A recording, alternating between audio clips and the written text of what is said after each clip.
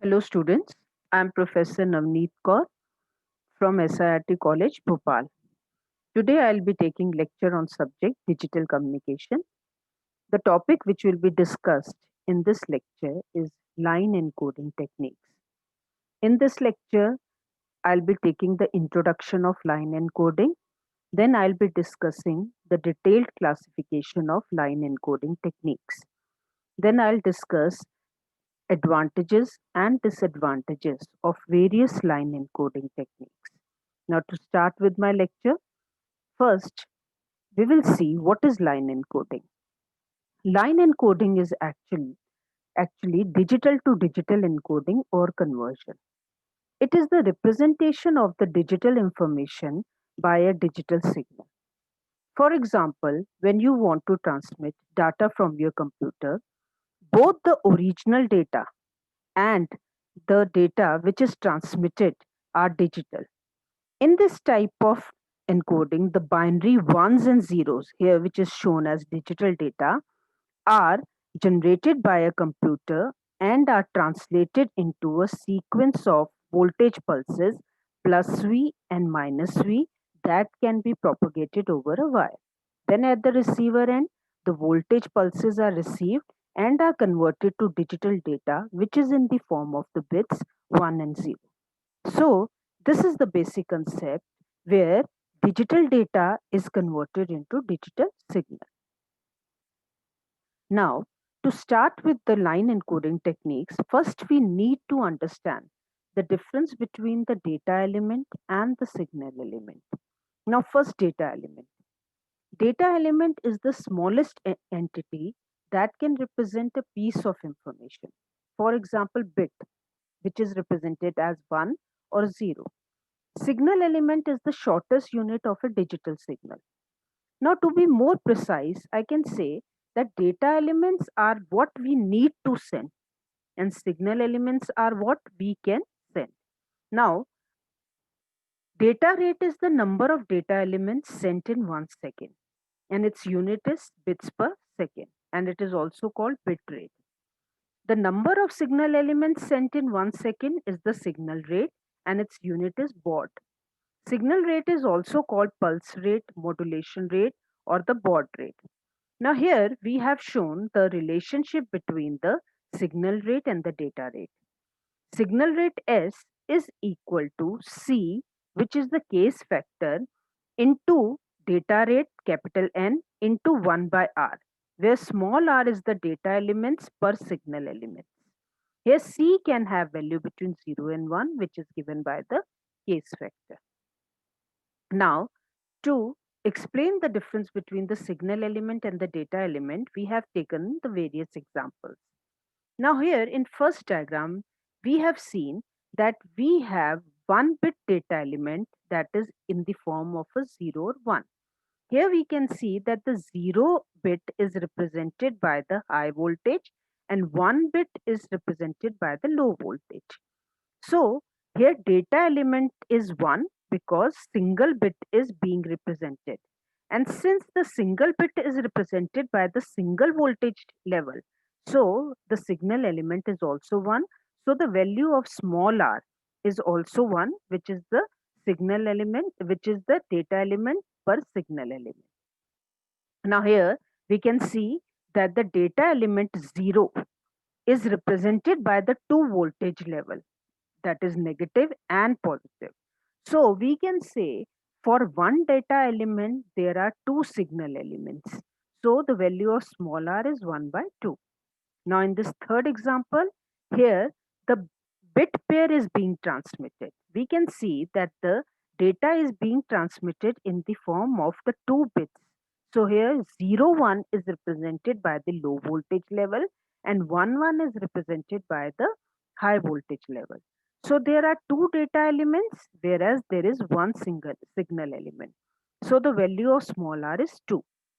Now in the fourth example, we can see that the data elements, they are 4 as the data is being transmitted in the form of the group of 4 bits. And this group of 4 bits is represented by 3 voltage levels: positive, negative, and 0. So here we can see there are 4 data elements which are represented by 3 signal elements. So the value of small r is 4 by 3. Now we will first understand the various challenges which are faced while studying the line encoding techniques. Now, in decoding a digital signal, the receiver calculates a running average of the received signal power. This average is called the baseline. The incoming signal power is evaluated against this baseline to determine the value of the data element. A long strings of zeros or ones can cause a drift in the baseline, and this is called baseline wandering, and it makes it difficult for the receiver to decode it correctly. It is a requirement for a good line encoding scheme that it should prevent baseline wandering. Now, the DC component. Over one cycle period of a waveform, if all the positive voltages are cancelled by negative voltage, then the DC component is zero. After line coding, the signal may have zero frequency component in the spectrum of the signal, which is known as DC component or direct component. The DC component, we can say, is the constant voltage added to pure AC waveform. These frequencies around zero, called DC component, present problem for a system that cannot pass low frequencies or a system that uses electrical coupling. So this leads to distortion of the signal and may also create error at the output. The DC component also results in unwanted energy loss on the line. For example, a telephone line cannot pass frequencies below 200 Hz. So good line encoding method should have zero DC component. Now the next is the self-synchronization.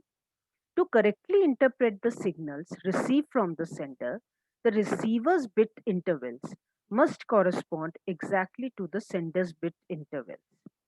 The clock frequency of the transmitter and the receivers should be same. If the receiver clock is faster or slower, the bit intervals are not matched and the receiver might misinterpret the signal. So, the digital signal, which is generated by the line encoding technique, it must include time information in the data which is being transmitted. So, this can be achieved if there are transition in the signal that alert the receiver to the beginning, middle, or end of the pulse. And a good line encoding technique must have facility for self synchronization. Now, coming to the classification of line encoding technique. Line encoding technique is basically categorized into 3 categories: unipolar encoding, polar encoding, and bipolar encoding. Now, first we will see the unipolar encoding. Now, here in this block diagram, we have shown the further classification of the unipolar, polar, and bipolar. Unipolar encoding is given as NRZ encoding technique. Polar coding technique is further categorized as NRZ, RZ, and BIPHASE, which is further categorized into Manchester and differential Manchester. And bipolar encoding technique is categorized into AMI and pseudo ternary. Now, first we will see unipolar encoding. It is the simplest encoding method. Here, the signal uses only one polarity to represent the data. Here we can see in the signal diagram that the one bit is represented by the positive voltage level V, where the 0 bit is represented by the 0 level. So here the encoding method has DC component problem because as only one polarity is used. Synchronization problem can also occur when data stream includes long uninterrupted series of ones or zeros. So it's to count down its advantages and disadvantages. Advantages are it is simple to implement. It doesn't require large bandwidth for transmission. Now, to note its disadvantages, there is a presence of DC component. It causes signal droop. It does not have any error correction capability. It does not possess any clocking component for ease of synchronization, and long strings of zeros causes loss of synchronization. Now coming to the polar encoding. Polar encoding uses two voltage levels, one positive and negative. Polar encoding technique is further categorized into NRZ, which is non-return to zero encoding, RZ, which is return to zero encoding, and biphase encoding. Polar encoding is used in RS-232D interface. Now first we will see non-return to zero encoding, that is NRZ encoding. In NRZ encoding, the level of the signal is always either positive or negative. It is further of two types, NRZ-L, which is NRZ level, and NRZ-I, which is NRZ inversion. Now, in NRZ-L, the level of the voltage determines the value of the bit. Whereas in NRZ-I, the inversion or the lack of inversion determines the value of the bit. Now here we can see the signal representation for NRZ-L. Here we can see that bit 1 is represented by positive voltage level plus V, whereas bit 0 is represented by negative voltage level minus V. So it is simple to implement, and since both the polarities are used, so there is no DC component. Now, to note down its disadvantages, it does not have any error correction capability, and it is not transparent, and it does not have synchronization facility. Now, in NRZ inversion, we can say that whenever the bit 1 occurs, there is inversion of the voltage level. Now, here we can see the first bit is 1, which is being represented by the high voltage level. Now the next bit is also 1. To represent bit 1, there will be inversion of the voltage level. Now, next bit is 0. So since the next bit is 0, there will be no inversion.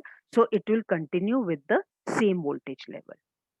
Here, there is no DC component because both the voltage level, positive and negatives, are used.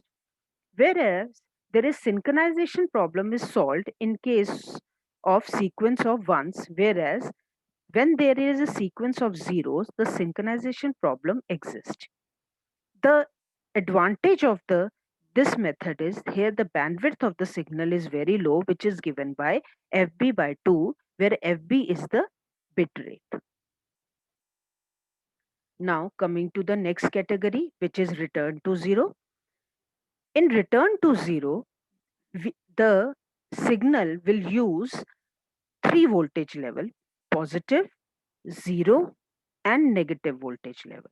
Here we can see that bit 1 is represented by positive transition from positive level to 0 level, whereas bit 0 is represented by transition from negative level to the 0 level. It has no DC component because here both positive and negative voltage level are used, and it is simple to implement. It has one advantage that the transition at the middle of the bit interval is used for the synchronization. But it does not have any error correction capability, and the disadvantage of RZ encoding is that it requires two signal changes to encode one bit, and therefore it occupies more bandwidth than NRZ, than unipolar or NRZ method. Now coming to the third category, which is biphase encoding method. Biphase encoding method will also use two voltage level, positive and negative level. It is of two types, Manchester encoding and differential Manchester encoding. Now first we will see Manchester encoding. In Manchester encoding, the idea of RZ, that is return to zero, and NRZ-L are combined. Here binary 1 is represented by negative to positive transition, whereas binary 0 is represented by positive to negative transition. The transition at the middle of the bit provides synchronization. Here the DC component is 0 because both the positive and negative voltage levels are used in Manchester encoding. Now, coming to differential Manchester, the inversion at the middle of the bit interval is used for synchronization, but presence of or absence of additional transition at the beginning of the interval is used to identify the bit. Here, for binary 0, we have inversion at the beginning of the bit interval. Whereas for bit 1, there is no inversion at the beginning of the interval. Here we can see that the 0 level is represented by negative to positive voltage level. And since the next bit is 1, there will be no inversion at the beginning. So it will continue positive for half of the bit interval, and then it will have negative voltage level. Now, since the next bit is 0, so it will have transition at the beginning of the bit interval. So here the signal will change from negative voltage level to positive voltage level. So it will have positive voltage level for half of the bit interval and negative voltage level for next bit interval. Here also the DC component is 0 because here both positive and negative voltage levels are used, and the synchronization problem is further reduced. It has better synchronization than Manchester encoding technique. Here we have seen that in both the methods the transition at the middle of the bit is used for synchronization. Since there are two signal changes to represent one bit, so it occupies twice as much as bandwidth as used in polar NRZ. Now this is all for today's lecture. Thank you.